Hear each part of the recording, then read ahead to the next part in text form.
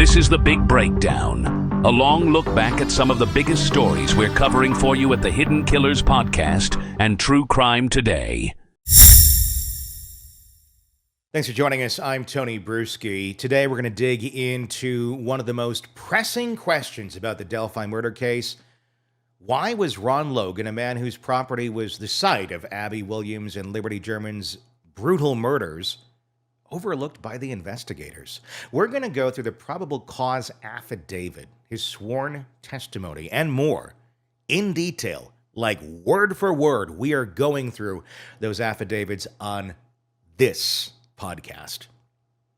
Even more troubling about this is, why did those same investigators who were working with limited resources seem to distance themselves from the FBI and the wealth of evidence the federal agency compiled in Logan's probable cause affidavit?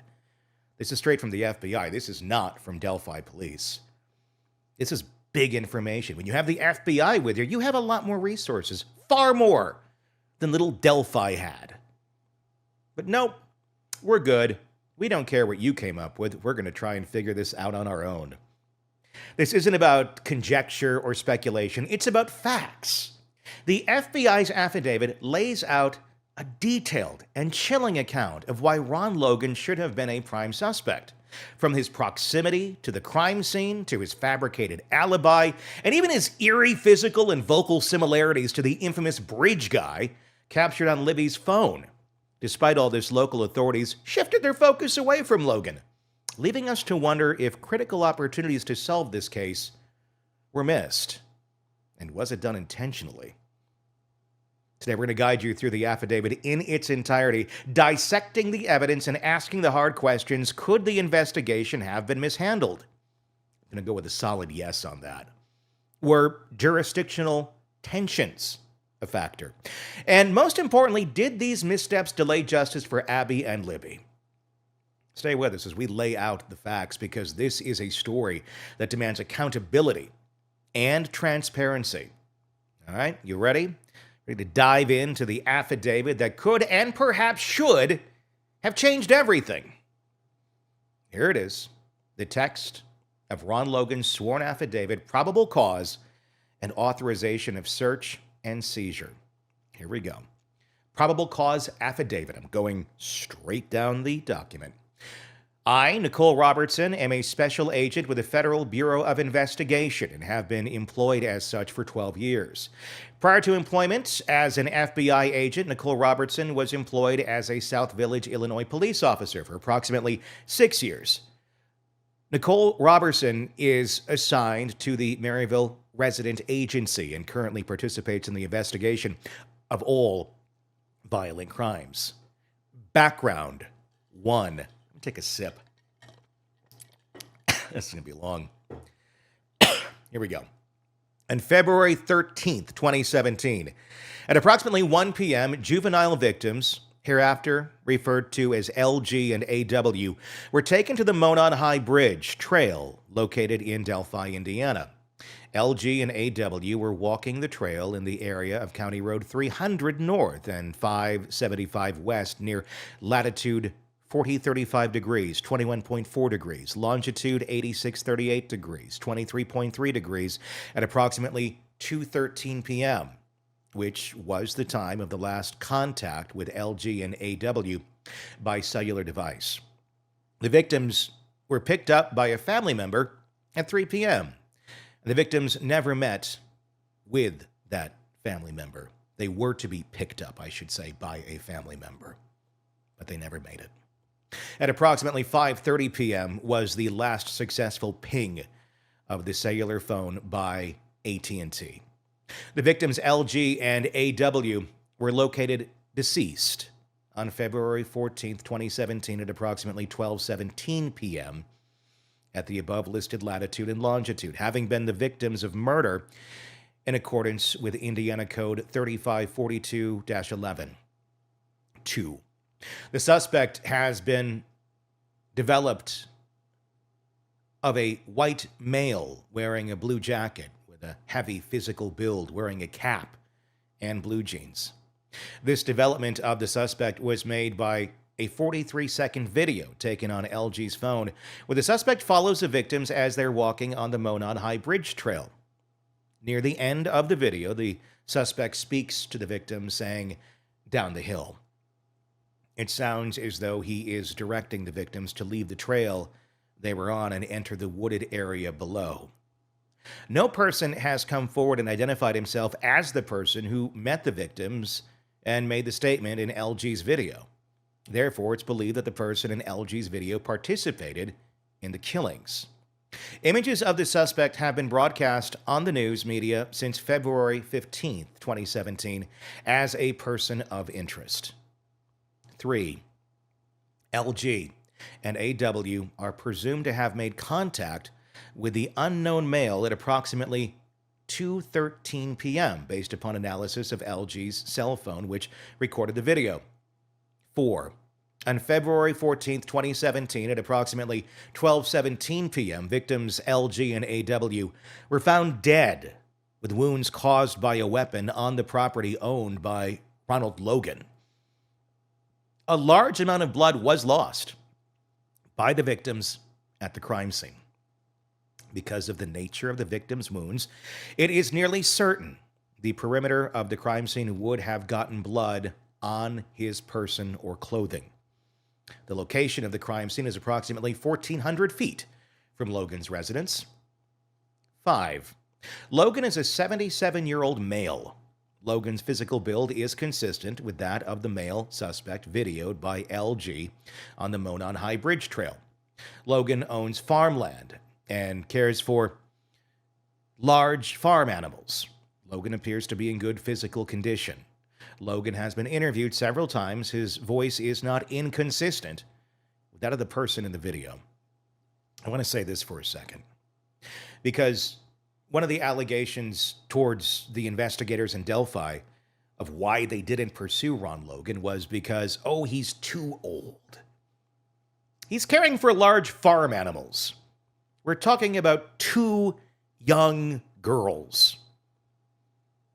If you can handle a cow, you can probably handle these 2. I digress. 6.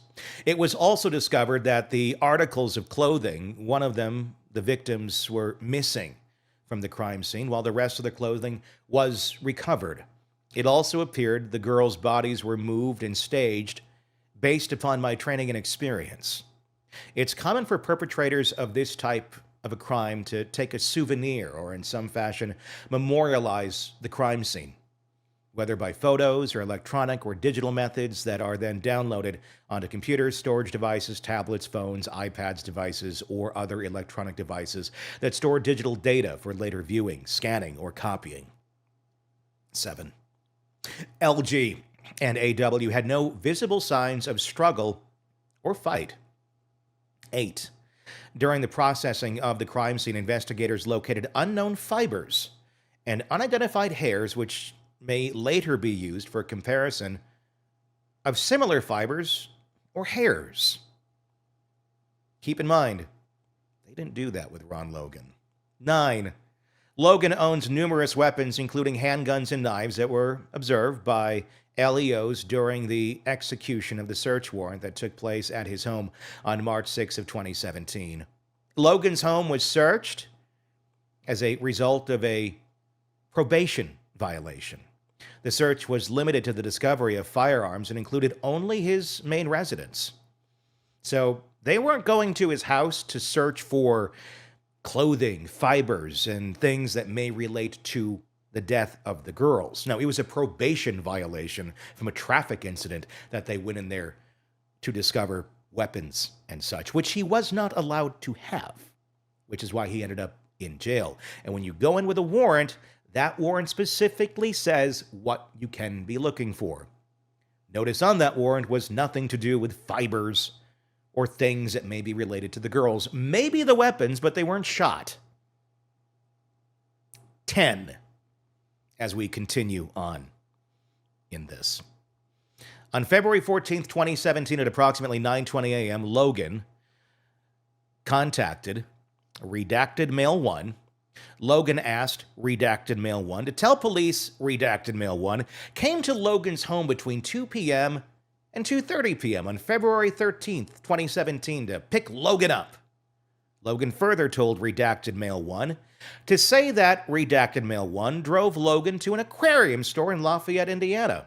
Logan told Redacted Male 1 to say they returned home to Logan's house between 5 and 5:30 p.m.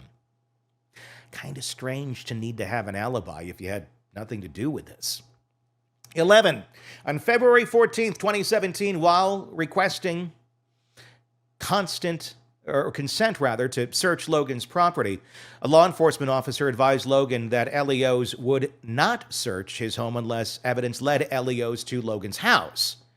In that meeting, Logan told the LEO that he did not think evidence would lead them to that, but he said, "I don't know." It's a weird statement to make. You have nothing to do with the crime, but you're like, "I don't know." No, the answer is no. If you did not do anything, there would be no evidence at your home to lead you to a crime scene or connect you to a crime scene. There's fibers on your jacket or on you or your person, whatever, and it happens to kind of be the same stuff on the murder victims. That doesn't look good. But he doesn't know. 12. A receipt from Aquarium World in Lafayette dated February 13th, 2017 with a checkout time of 5:21 p.m. was found in Logan's home on March 6, 2017 during a probation violation search. Logan resides approximately 22 miles from the store. It would take approximately 30 minutes to get to the store from Logan's home. 13. On March 6, 2017, during an interview with an LEO, Logan said he was picked up by Redacted Male 1 around 3 p.m. and taken straight to the aquarium store in Lafayette. In the March 6, 2017 interview, Logan said after he was done at the aquarium store, he was driven straight home. These statements are found to be factually false and intentionally designed to deceive law enforcement officers. 14. On March 7th of 2017, Redacted Male 1 was interviewed by LEO, law enforcement officers. Redacted Male 1 tells law enforcement that he was with Logan on Monday, February 13th, 2017, and that Redacted Male 1 drove Logan to the aquarium store in Lafayette. On March 9th of 2017, Redacted Male 1 was interviewed by another law enforcement officer regarding the trip to the aquarium. Redacted Male 1 tells law enforcement that he had lied when he was interviewed by law enforcement on March 7th, 2017. Upon Logan's request. Nothing suspicious here. If you're a law enforcement officer in Delphi, this doesn't look weird or anything. Maybe we shouldn't investigate this. This guy has a fake alibi. He's making stories up. He kind of looks like the guy on the bridge. It's not him. Can't be him. Who does Ron Logan know that someone would be trying to cover for him? That's a good question. Or is there anything here? Is this just bad police work from moment one? Let's continue on. Redacted Male 1, like I said, tells law enforcement that he had lied when he was interviewed by law enforcement on March 7th of 2017. Logan's request. Redacted Male 1 explained that Logan had never asked Redacted Male 1 to lie for him in the past. Redacted Male 1 knows that Logan had driven his vehicle while on probation and is prohibited from doing so. Redacted Male 1 also said that Logan did not ask him to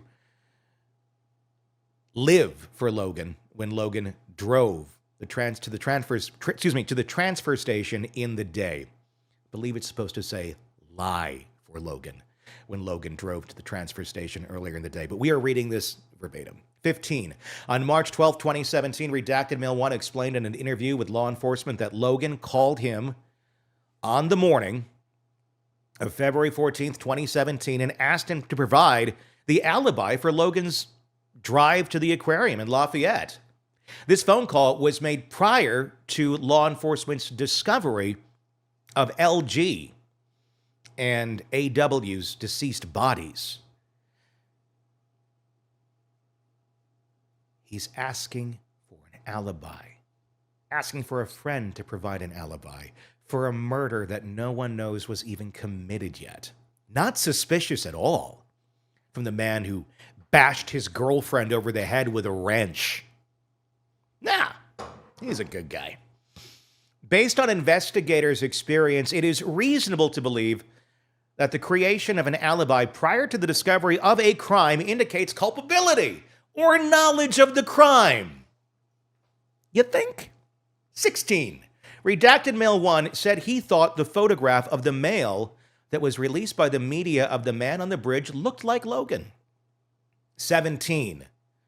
Law enforcement learned that Logan had driven on February 13th, 2017 to the transfer station in Delphi, Indiana to drop off trash. Not supposed to be driving. What are you dropping off? Video from the transfer station shows Logan driving his white Ford pickup truck between 11:27 a.m. and 11:32 a.m. The video from the transfer station appears to be off by 26 minutes, putting Logan at the transfer station at approximately 11:53 a.m. and 11:58 a.m. 18. Logan did not ask Redacted Male 1 provide an alibi for his drive to the transfer station on February 13th of 2017. Logan only asked Redacted Male 1 to provide an alibi for a trip that would have occurred at the time of the apparent abduction of LG and AW. 19. On February 8th, Redacted Female 1 was interviewed by law enforcement. Redacted Female 1 met Logan about 7 or 8 years ago. Redacted Female 1 was in a personal relationship with Logan for a couple of months and would stay with him in his home on the weekend. Redacted Female 1 left Logan after he became physically abusive. During her interview, Redacted Female 1 explained that Logan continued to stalk and harass Redacted Female 1 after their breakup. You know, like healthy people do. During the relationship, Logan had dragged Redacted Female 1 out of her car by her hair. Redacted Female 1 still fears Logan. Redacted Female 1 has not had contact with Logan in approximately 2 years. Redacted Female 1 told interviewers that Logan had told her in the past that he could kill her and no one would find her body. 20. During her March 18th, 2017 interview, Redacted Female 1 said that she knew Logan carried a gun everywhere he went. Redacted Female 1 knew that Logan would carry a gun in a fanny pack. Redacted Female 1 described Logan's fanny pack as one made out of a nicer material. 21. During her March 8th, 2017 interview, Redacted Female 1 told law enforcement officers that she first saw the photograph of the man on the bridge. She thought the police were looking for Logan because she thought the photograph was Logan. She didn't even know that they didn't know who it was. She just looked at it and went, "That's Logan.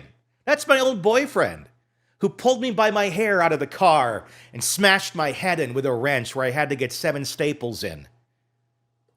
That lovely guy." Redacted Female 1 did not initially realize that the photograph was that of the suspect. 22.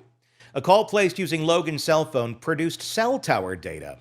This shows Logan's cell phone appears to be in or around his property on February 13th, 2017 at 2:09 p.m., although his exact location cannot be confirmed. The tower data shows that Logan's cell phone was in the Delphi area, in the area of the Monon High Bridge Trail. I've seen cases. There's more evidence here than there ever was against Richard Allen.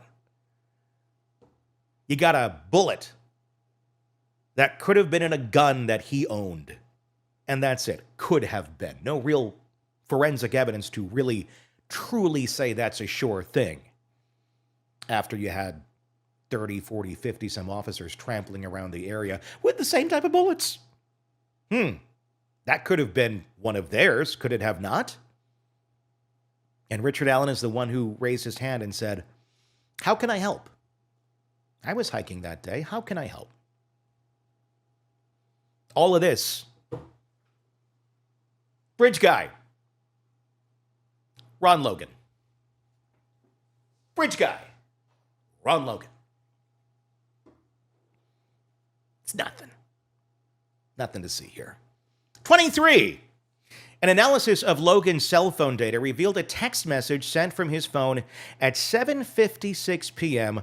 on February 13th of 2017.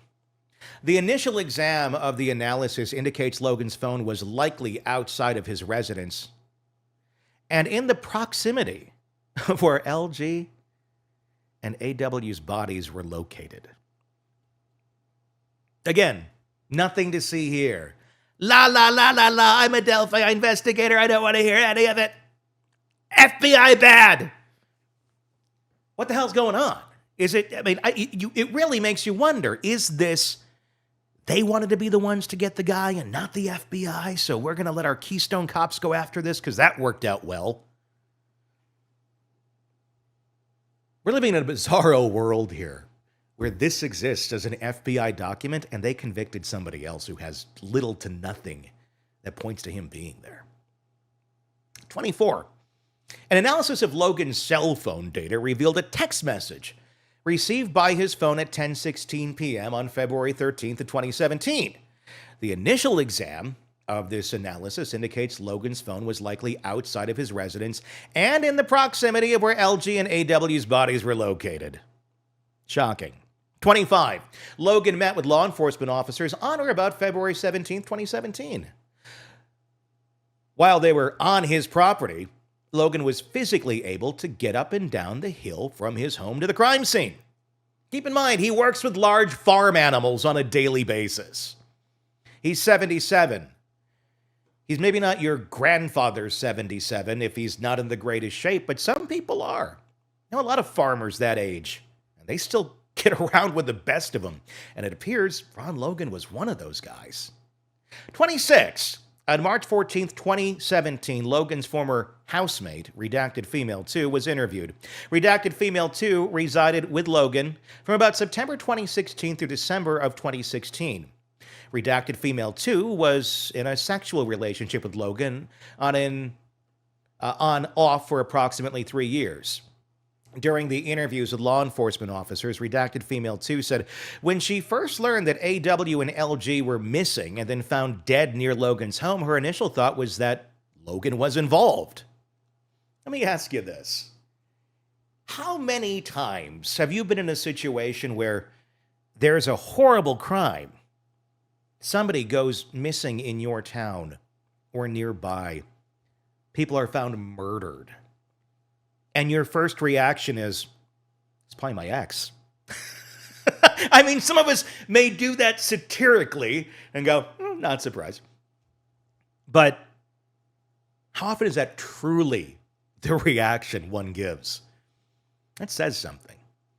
Redacted Female 2 said in her interview that she feared Logan and even previously told her baby's father, if she ever ended up dead, Logan did it.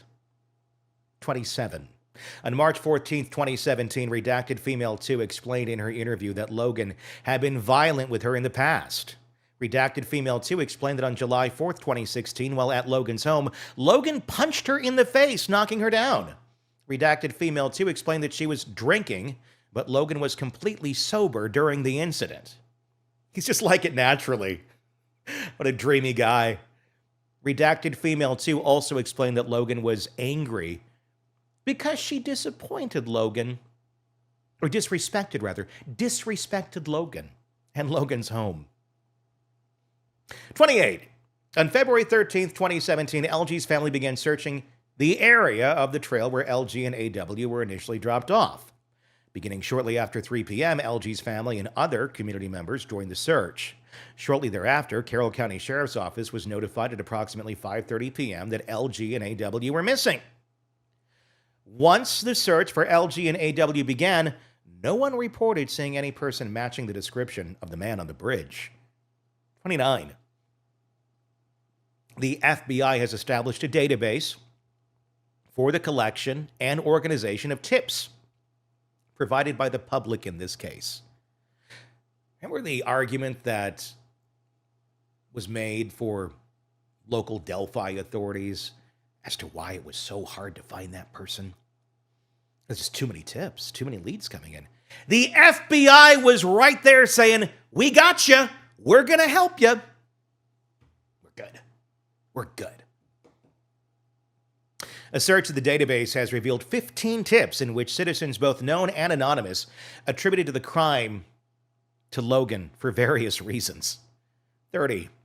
Based on the above aforementioned facts, Logan was in the area at the time the crime occurred, and that he had provided false information about his activities during the crime to law enforcement and has a prior propensity for violence. Employed others to assist in deceiving law enforcement and plotted an alibi for a crime that had not yet been discovered. Information to be searched and items to be seized. 1. Based on the aforementioned facts, I believe there is probable cause to believe that Ronald Logan has committed the crime of murder, and evidence of that could be found on Ronald Logan's property. 2. The affiant requests a warrant to search Ronald Logan's entire property, described as a white 2-story single-family dwelling, including his detached garage, outbuildings, and vehicle, a white Ford F-250 bearing a VIN number, redacted, for evidence related to the murders of LG and AW for the following property.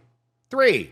Any and all evidence pertaining to a murder, including clothing, forensic evidence, blood seen and unseen hair, bodily fluids seen and unseen, fibers, weapons, including guns and cutting instruments, electronic devices used to produce the cellular signals detected by law enforcement in the area of the crime scene. 4. Computer and computer equipment, digital storage devices, tapes, cassettes, cartridges, streaming tape, commercial software and hardware, computer disks, flash drives, disk drives, monitors, computer printers, monitor modems, tape drives, this application, program, data disk, system disk, operating systems. They basically go over anything that they can possibly get relating to computer devices. Digital cameras, scanners, in addition to computer photographs, graphic interchange formats. Basically, they list anything and everything that could possibly be in that home related to digital storage, so they can get it and take a look at it. 5. Records, documents, writings, and correspondence containing information about the crime scene and any individual involved in the crime. 6.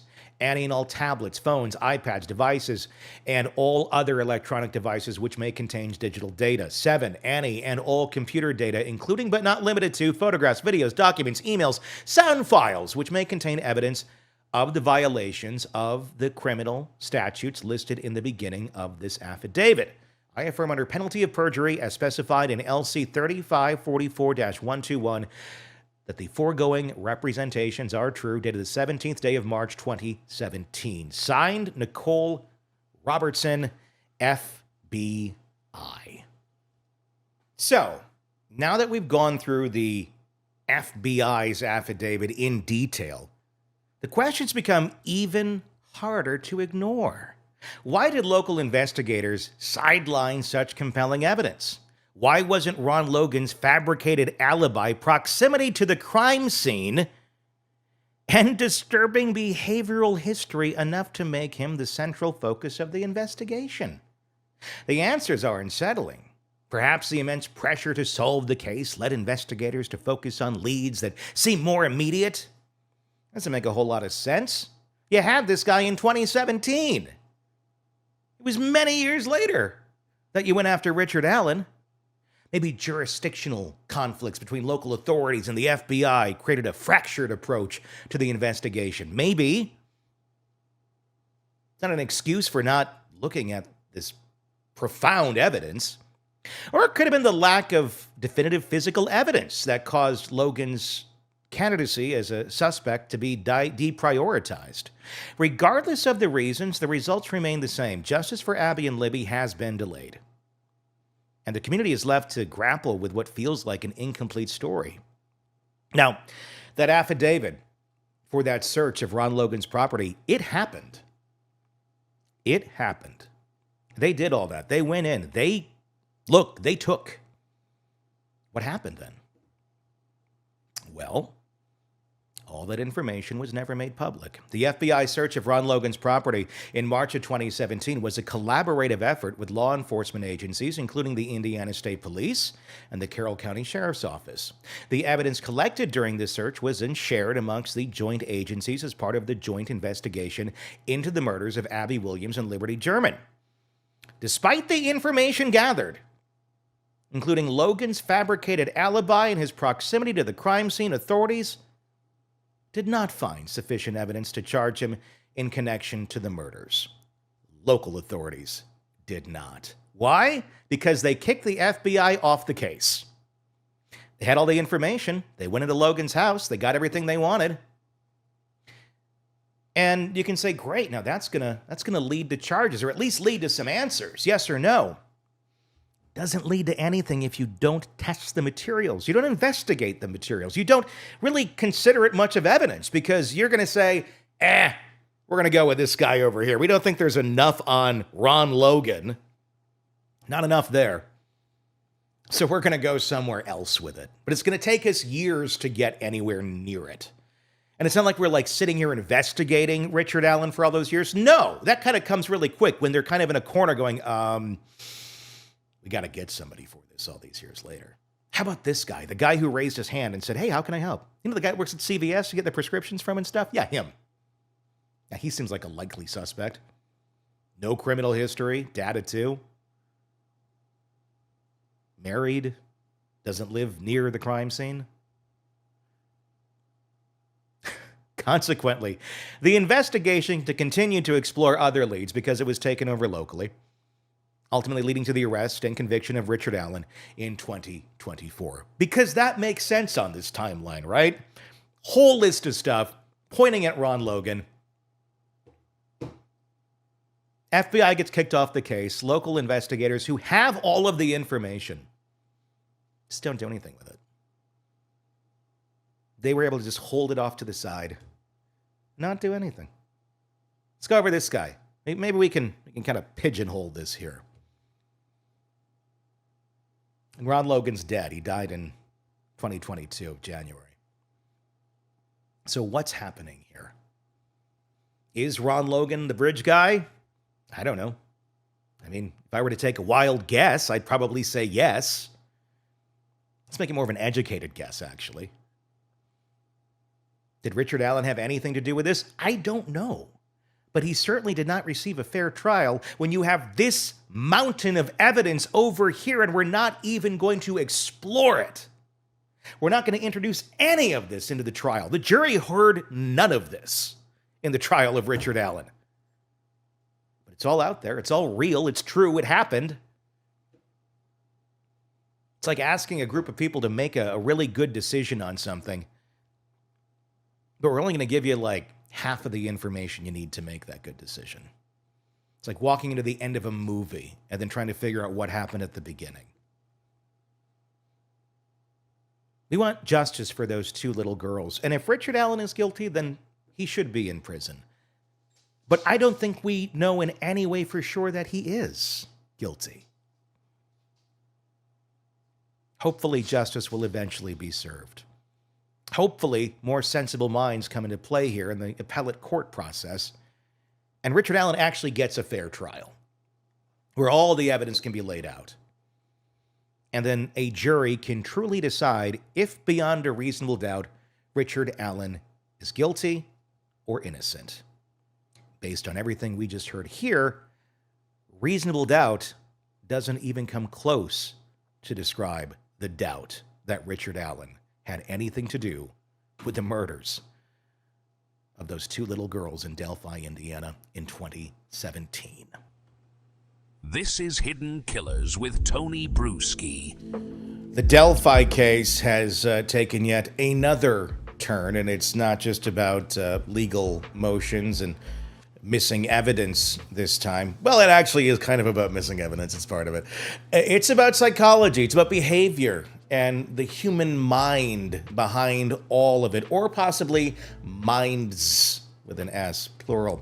With Ron Logan's alleged confession, the eerie behavior of Keegan Kline, yes, he's now been brought back into the fold with new allegations, and a prosecution that seemingly ignored key evidence, this case raises serious psychological questions about guilt, deception, I'd say desperation as well, and the power of manipulation.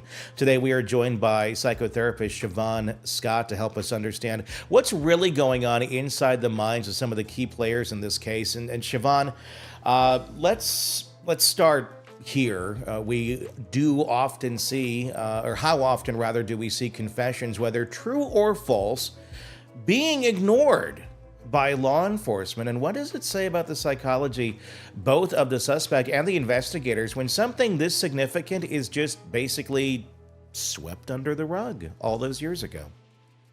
Yeah, the whole thing is just a muddle. If we're looking at false confessions, and I'm guessing that's what they believed this was. I mean, maybe not, but false confessions happen because of psychosis, which is what we can speculate Richard Allen's confessions were, because he was clearly psychotic, and so a psychotic confession should not be considered a confession. You're looking at coercion, and clearly Ricky Davis, the person who's saying he heard Ron Logan's confession, was not in a situation where he was being coerced by anyone to say this. Attention seeking, could he have been making it up? And then looking at, does this person who's reporting the confession, does the person have credibility? And in this case, I think, certainly it would be reasonable to say that Ricky Davis's credibility could be questioned. He had decades a criminal history, a long rap sheet with everything from running a meth lab to burglary, forgery, theft, auto theft, counterfeiting. So was this examined? Was this looked at? And does he have a history of making things up? And then they just threw it out because they said the guy's, not credible. But the fact that it wasn't disclosed, I think, is the problem here. Yeah, that's what the defense of Richard Allen is going after here. How could you not disclose these 7 letters that were allegedly sent to McClelland, which is the prosecution, or the defense, I'm sorry, the prosecution of Richard Allen? A videotaped interview as well. And Ricky Davis, if you're just beginning to play along here, he was an inmate that had spent time with Ron Logan in prison, and Keegan Kline as well. And he, back in 2017, because time is important in this story, all the way back in 2017, says that he started reaching out to authorities saying, hey, look, this guy, Ron Logan, who's in my cell with me, just confessed to these murders, and here's what he told me. And the authorities, the investigators said, oh, well, tell us, but you have to tell us in 2 paragraphs or less, which I think, number one, that's bizarre. Like, keep it simple. Like, if you're trying to get details, I think you'd want any details you're going to get. So he writes a 2-paragraph letter.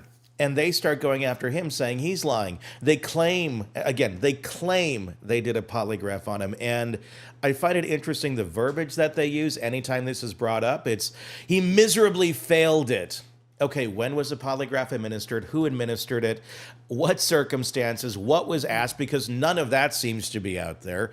I kind of doubt or if they even did do the polygraph, or if they did, again, consider the source. It's the same people who seem to be the fail stop for any other information getting out, or anybody investigating anything other than Richard Allen at a certain point in this case. So I'm not shocked if they were the ones who administered it, and they're saying nothing came out of it.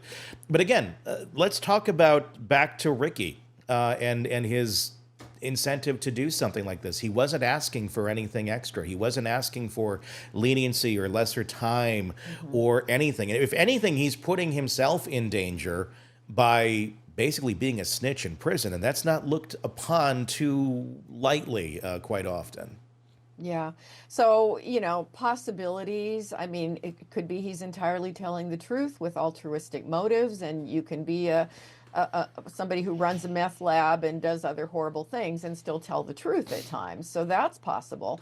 Is it possible that he has a history of attention seeking and, prison is kind of boring, and does he do this sort of thing? So was there a pattern of making things up? I don't know. We don't have all the information, and as you say, it can certainly be questionable. What does it say to you about his previous charges? Because this is a guy who, and I'm not trying to like lessen the significance or the seriousness of his charges. Running a meth lab and distributing and all that and getting 50 years is a pretty serious charge. But it's also not murdering children. And his track record doesn't seem to involve anything to do with harming human beings, I guess, directly in the way that we would think of a murder or something of that. You're making meth, yeah, you're going to harm people. But we could argue the cigarette and the alcohol industry are the same way too. They're commercial. There seems to be, at least for me, a difference in maybe that human being and their level of empathy. People who are able to go and harm children and harm other living people, like that's something where like that's in you and that's not going to come out of you if you're capable of doing that. If you're making meth and you're doing all sorts of robbery and horrible shit like that, yes, you're harming people, but you're not doing it in that direct sort of way. And you really, would you not expect maybe more humanistic aspects, more empathy, more someone who is capable of having, care and understanding for other people and wanting to see the right thing done, especially when it comes to kids? It is certainly possible. It is certainly possible, but it just, I mean, I couldn't call it either way. I would have to sit down with him and talk to the guy and try to determine what is his motivation here. As you say, it sort of goes against the prison code to be a snitch. So what was driving him? And I don't think we can really peg that without spending some time talking to him. How accurate do we typically see prison confessions being? And this is a different one because this is being a snitch, basically. It's not that Ron Logan allegedly made this confession to guards or to anybody.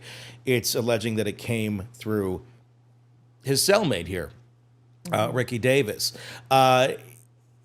Is it common when someone reports a confession was made for this sort of thing to be, completely ignored?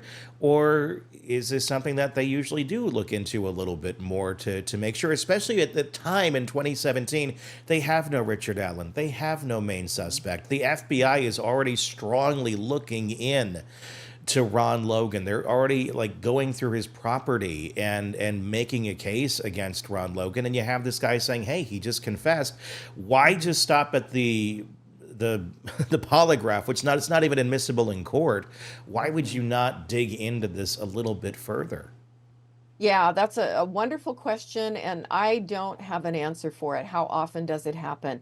I'm going to guess that it's different in every prison. And we like to think that, people running prisons have ethics and take these kind of things seriously and do look into it.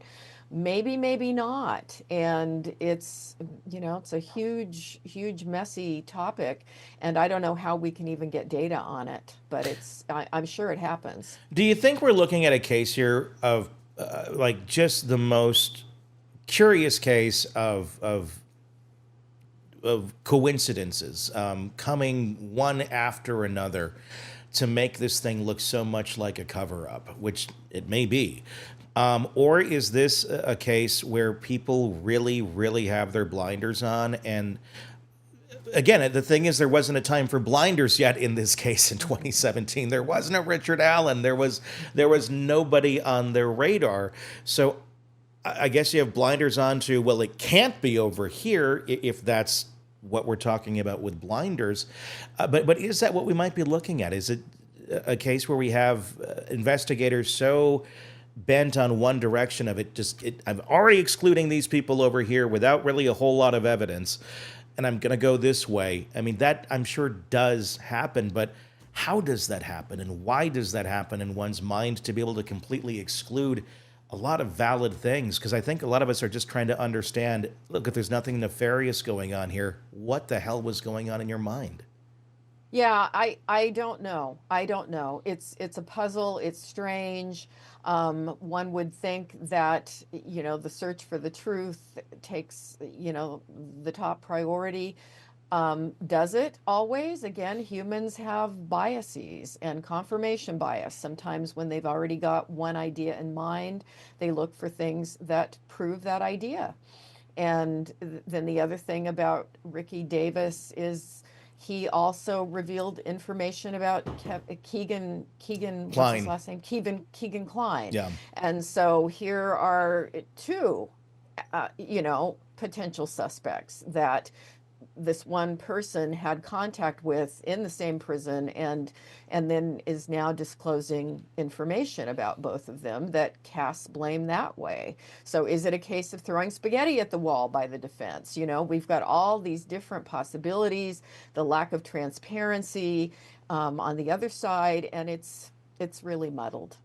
The allegations that are coming through from the inmate here, from Ricky Davis, involving Keegan Klein, and I'm just going to paraphrase here, but the whole affidavit can be read or can be listened to on the channel.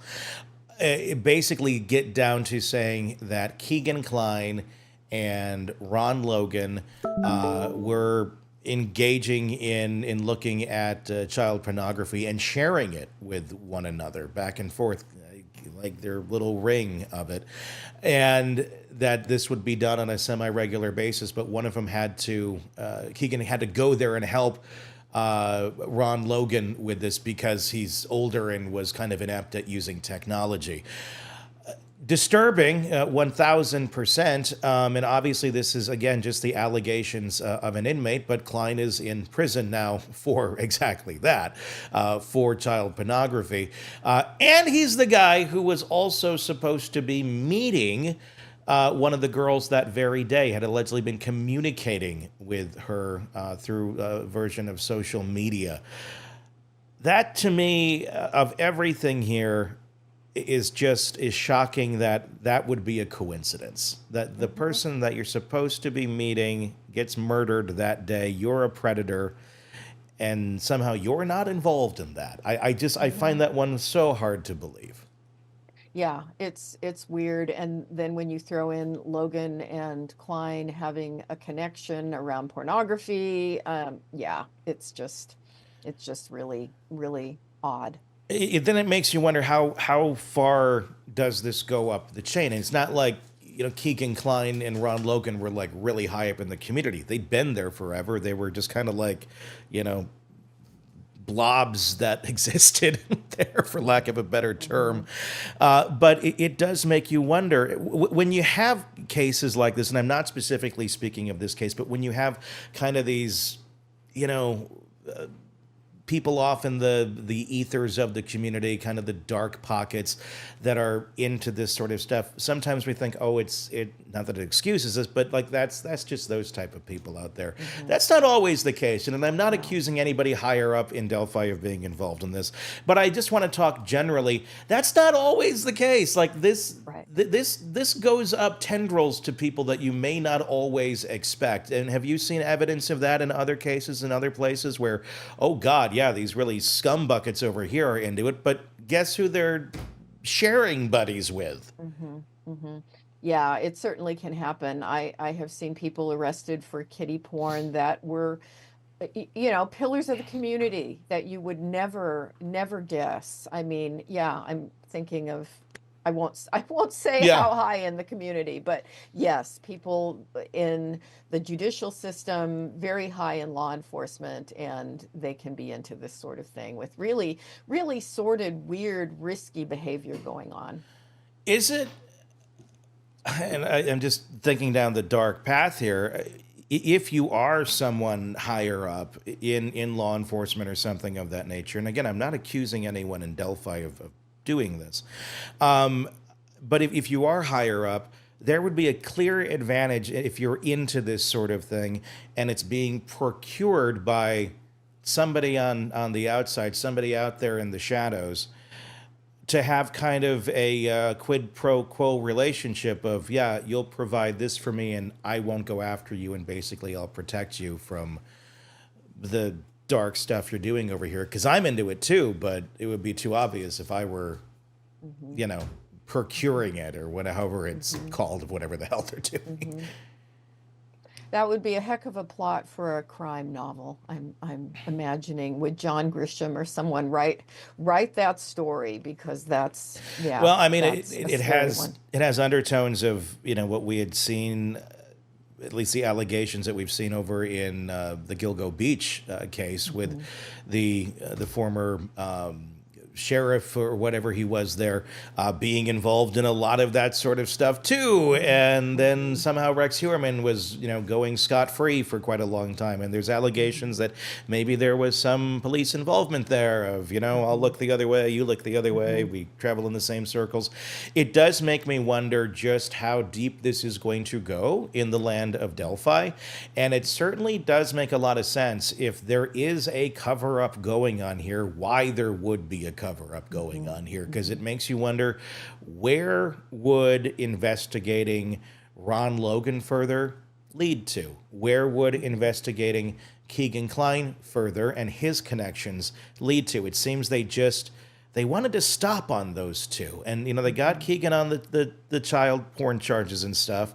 That was pretty evident when they caught that. Ron Logan, they just walked away from. And I don't know that he's ever truly been cleared by the FBI.